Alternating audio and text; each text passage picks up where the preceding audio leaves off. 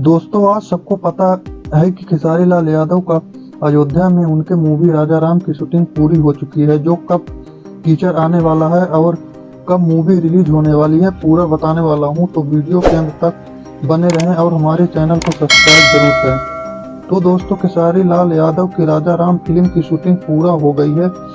इस फिल्म का नाम राजा राम। इस फिल्म का डायरेक्टर है पराग पाटिल। इस फिल्म के सुपरस्टार कास्ट में नजर आएंगे भोजपुरी की ट्रेंडिंग स्टार खेसारी लाल यादव और राहुल शर्मा, सोनिका गुड्डा और सपना चौहान। लेकिन इस फिल्म में जनक जी का रोल संजय पांडे को मिला है। इस जानकारी संजय पांडे ने सोशल मीडिया के माध्यम से दिए हैं। और संजय पांडे का जनक रोल कैसा लग रहा है कमेंट में जरूर बताएं।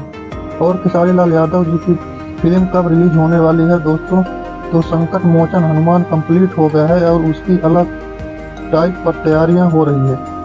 रिलीजिंग डेट की बात करें तो रामनवमी के अवसर पर खेसारी लाल यादव की फिल्म रिलीज होने वाली है। और ट्रेलर की बात करें तो अगले साल जनवरी के महीने में जरूर रिलीज होने वाली है। तो दोस्त भाई, इस फिल्म के ट्रेलर को इंतजार करते हैं।